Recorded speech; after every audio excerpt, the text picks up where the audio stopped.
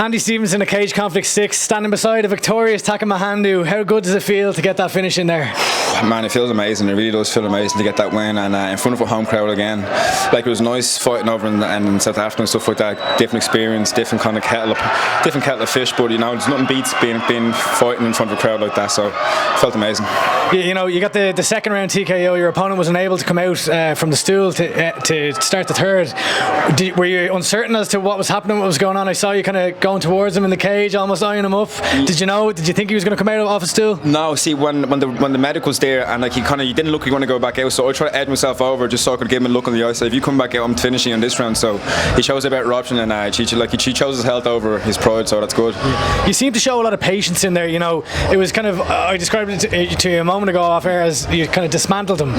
You hurt him bad with the leg kick in the first, but then he took your back. Did you ever feel like you were in danger at all, or was it just a case of, you know, doing the right next step? To be fair, like I didn't really feel in danger. I just felt like if I stay calm, if I stay composed, fought the hands, listened to my corner, like I'd get out of the position. But yeah, like, you know what I mean. Like it was a bit of adversity, which is always good to face in a fight like that, especially when it's a bit one-sided. Like, you know, like it just goes showing MMA. You can't take your foot off a pedal for a second, or else, you know, like you will get caught with something. So I just stay calm, fought the hands, and kind of waited it out until I can get a better position. And you seem to be absolutely the aggressor and superior in the striking area.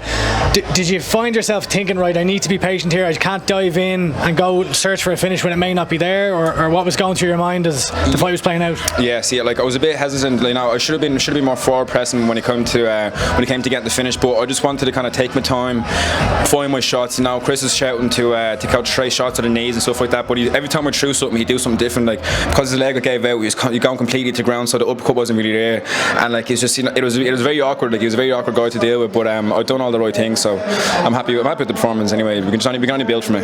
Yeah, and you know, back in the win column, obviously your last fight was a loss, so that must the emotions must be, you know, amplified. Yeah. The fact that you're back in the win column.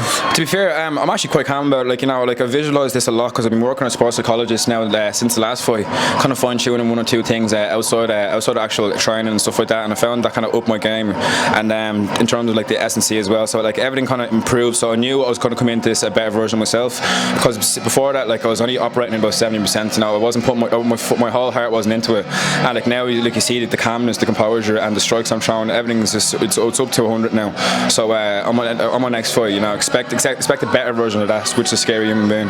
Your first pro fight in Ireland, the crowd was incredible. You seem, Team KF seemed to have brought half of Dublin with them up here to Belfast.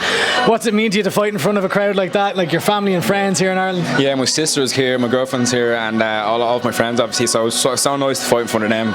You know, it's been a while since, I think it's been nearly 2.5 years since I fought in Ireland, and to get a crowd like that screaming my name, cheering me on, is something special. It's definitely a day I'm going to remember for the rest of my life anyway. It was unreal. I know you fought a lot of times in Ireland as an amateur, and always seems to be in Belfast or Antrim, Temple Patrick. Yeah, Temple Patrick's good memories there. Are you hoping to fight in Dublin at some time? If the opportunity springs to fight in Dublin, I'll fight anyway. You know what I mean? Like, I genuinely, I just want to keep racking up the fights. I want to be in the UFC next year. You know what I mean? I just want to get as many fights as I can, as much experience, and just become the person I always know I can be. Now, like, I'm with the right team, with the right people. You know, I have Carl, Chris, Tom.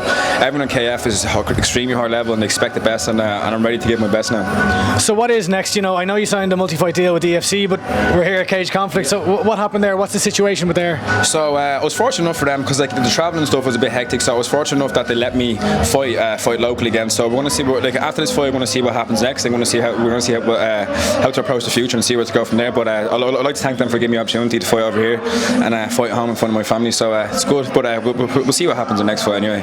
We'll work it out. Taka Mhandu, congratulations on the performance and enjoy the celebrations. Thank you very much. Thanks.